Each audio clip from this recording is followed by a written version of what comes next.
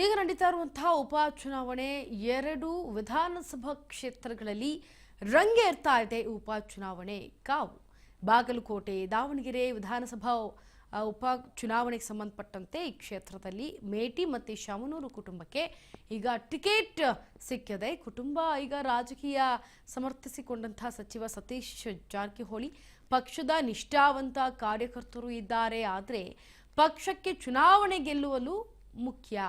ಹಾಗಾಗಿ ಅಭ್ಯರ್ಥಿಗಳನ್ನು ಆಯ್ಕೆ ಮಾಡೋ ವೇಳೆ ಕೆಲವೊಂದು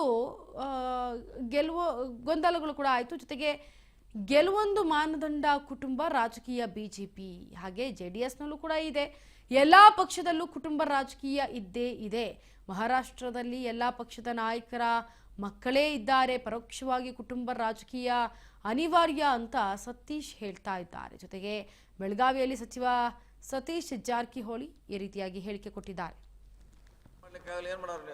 ಯಾರು ಕೊಡೋರು ಹೇಳಂಗಾರ ಪಾಪ ಅವ್ನು ಕರೆಸಿ ತಂದು ಏನು ಮಾಡೋರು ಅವ್ನು ಸಪೋಸ್ ಯಾರಕ್ಕೆ ಕೊಟ್ರೆ ಅವನಿಗೆ ನಿಲ್ಲುವಂಥ ಕೆಪಾಸಿಟಿ ಇರಲ್ಲ, ಜನ ಒಪ್ಪೋದಿಲ್ಲ. ಕಾರ್ಯಕರ್ತ ಹೇಳ್ಬೋದು 40 ವರ್ಷ ಹಿಂದೆ ಇದ್ದಾರೆ 30 ಇದ್ದಾರೆ, ಓಕೆ ಒಪ್ತೀನಿ ನಾನು. ಆದರೆ ಈ ಪೀಡ್ ಮ್ಯಾಗ ಬಂದು ಈ ಡಿಫ್ರೆಂಟ್ ಪೀಡ್ ಈ ಪ್ಲಾಟ್ಫಾರ್ಮ್ ಬಂದರೆ ಇಲ್ಲಿ ವ್ಯವಸ್ಥೆನೇ ಬೇರೆ, ಗೆಲುವಂತೆ ಮಾತ್ರ ಇಲ್ಲಿ.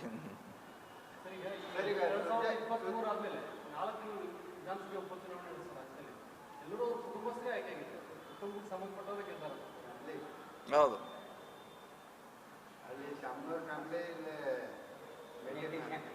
ಮತ್ತು ಆ ಕಡೆ BJPಗೂ ಅಲ್ಲೂ ಸೇಮ್ ಇದೆ, JDSನಲ್ಲೂ ಸೇಮ್ ಇದೆ, ಎಲ್ಲರೂ ಏನು ಕಡಿಮೆ ಇದೆ ಅಲ್ಲೂ ಸೇಮ್ ಇದೆ.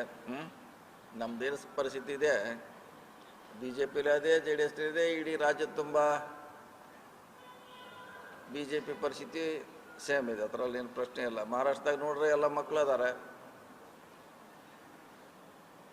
ಬೇರೆ ಬೇರೆ ರಾಜ್ಯಗಳಲ್ಲಿ ಕಂಪೇರ್ ಮಾಡ್ರೆ